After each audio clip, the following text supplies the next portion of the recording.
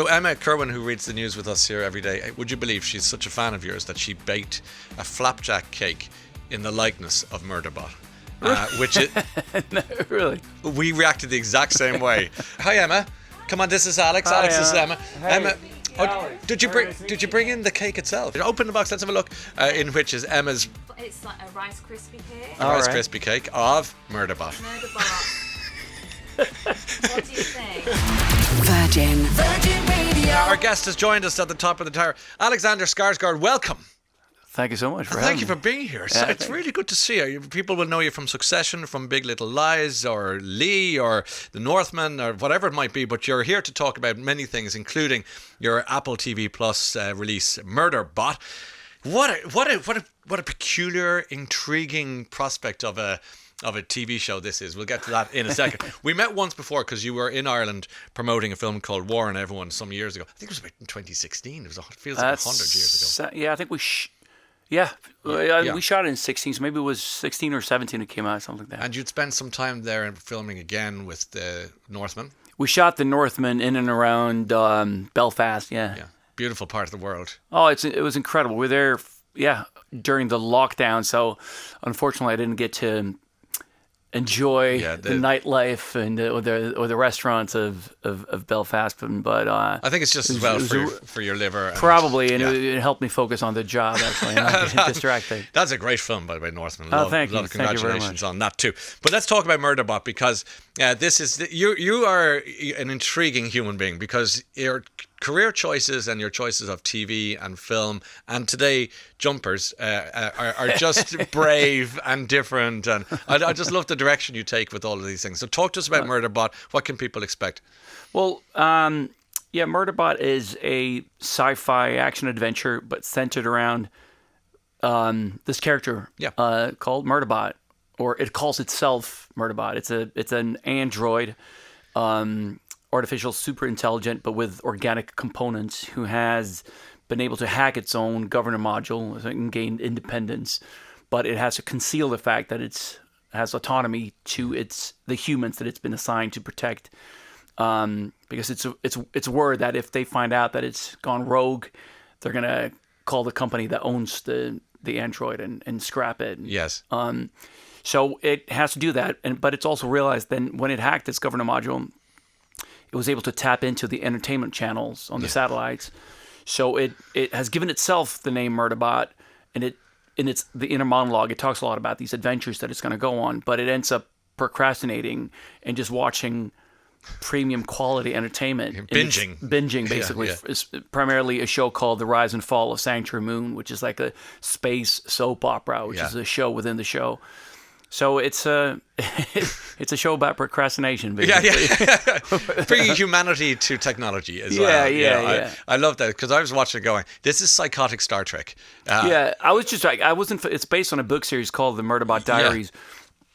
And I was not familiar with the book series when I was sent the script. Yeah. And when I heard sci-fi action adventure and the title Murderbot, I expected a character that would be a bit more like the Terminator or RoboCop, like kind of a bit more full on tough guy. And then instead you meet this like socially awkward android who loves space soap operas. And I thought it was really sweet and interesting. So, and offbeat. I think very offbeat. Yeah. Did you because it's based on the diaries and the books, so did you pick them up and read them, or did you just go with the script so you weren't distracted by the... I did. It's based... The first season is based on All Systems Red, which is Martha Wells' the author's first novella. It's a short, a very quick, fun read. I highly recommend it. And it's so I read that and when I was getting into and again the first season is in terms of the kind of the structure of the show that it follows that novella.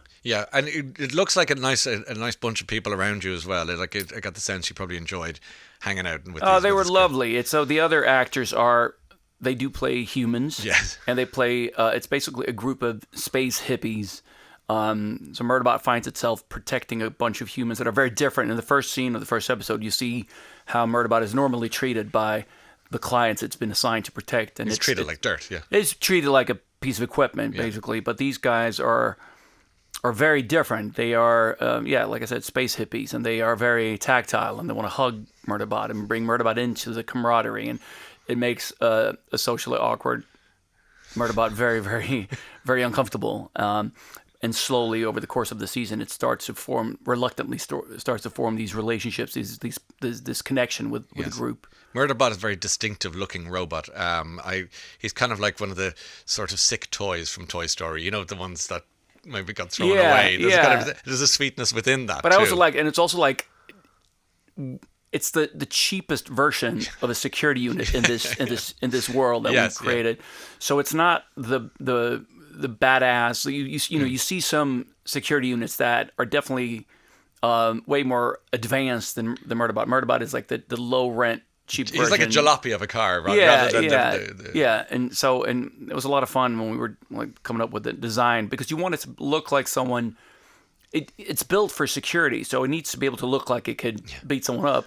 But we also wanted to look a bit low rent compared to the other SEC units, and that was a lot of fun. And we wanted dents and scratches in the armor, and it's not an updated version. No, it's not. It's cute as hell. So Emma Kirwan, who reads the news with us here every day, is a baker at home, and would you believe she's such a fan of yours that she baked a flapjack cake in the likeness of Murderbot?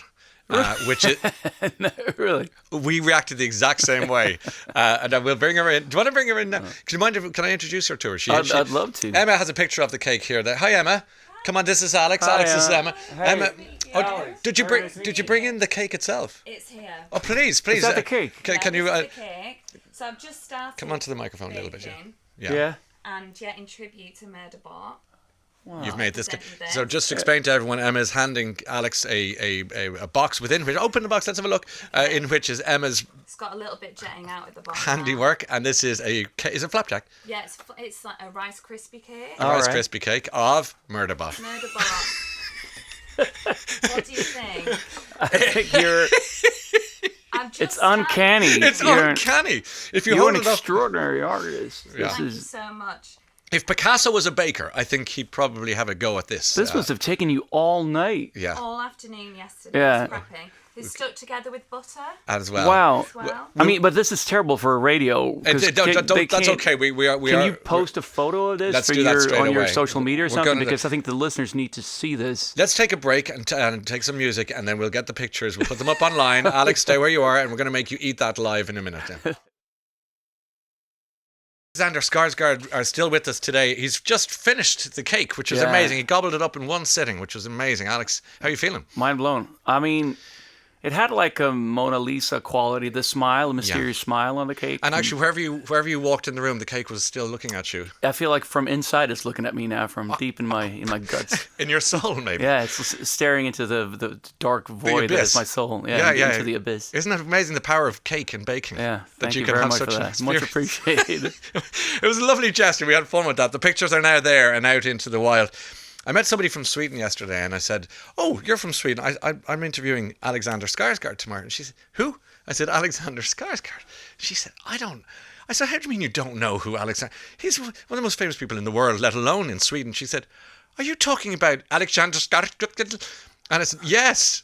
And she said, "Well, why didn't you say it the first time?" I said, "Because I don't know how to pronounce the name properly." It's not that different, is it? Give it to us. Alexander Skarsgård. It's not that hard. Skarsgård. Yeah, I think Skarsgård, similar enough, right? It's not that complicated. I don't know why people are making such a fuss about it. Does it drive you mad, the Skarsgård bit? What is the Skarsgård bit? Just the pronunciation of it. No, because it's the little weird umlaut on the second A is an O, and it's a tricky sound. So you forgive us, sir. I forget. I kind of lean into it. I kind of enjoy the Skarsgård. I like something of that sound, you know. The Irish one is Skarsgård. Skarsgård. That's very good. Be careful, you'll end up in a movie with Colin Farrell next. How was Cannes for you? It was a whirlwind. It was it was an extraordinary experience. It's 3 very intense days, but I was there on this little film called Pillion that we did here in London last year, and it's a kinky gay biker movie. It's getting a lot of press. It was an incredible experience, and it was with Harry Lightman, a first-time filmmaker, and Harry Melling plays the lead, and it's a love story. Yeah. Weird sub-dom love story, and but it was an extraordinary experience to be down there, and a couple of the bikers in the movie are real gay bikers from GBMCC Gay Biker Motorcycle Club, and they drove down, and did they? So it was an extraordinary day and very long night of partying together and celebrating. And did you let loose, like have fun with them and go partying and get stuck in? Oh, indeed, sir. Oh, yeah, it's okay. That's indeed, it. I did. I like that. They're good people and a lot of fun to party with. You were filmed and not filmed. The photograph of you wearing the kind of thigh high boots outside on the red carpet. I was wearing a lot of leather in the movie, so I thought it'd be fitting to. I got inspired by that. Where did you get the boots? In a fishing store. I'm gonna say they're the leather fishermen of exactly. of the world. Admire that. But the Cannes thing looks quite mad as an experience. But I can't imagine what it's like if you're one of the people in one of the big move talking. No, it is a whirlwind. You're in and it's nonstop. You do press and it's events and it's parties and it's like but then it was incredible couple of days. My dad has a movie there, so he came down, so I got to hang out with him and Megan, his wife, and a couple of other friends from Sweden had a film there. So it was a really great reunion, lots of fun people, and again, I was there with a movie that has a very special place in my heart, Pillion. So it meant a lot to me to share that moment with those guys. Such a nice thing.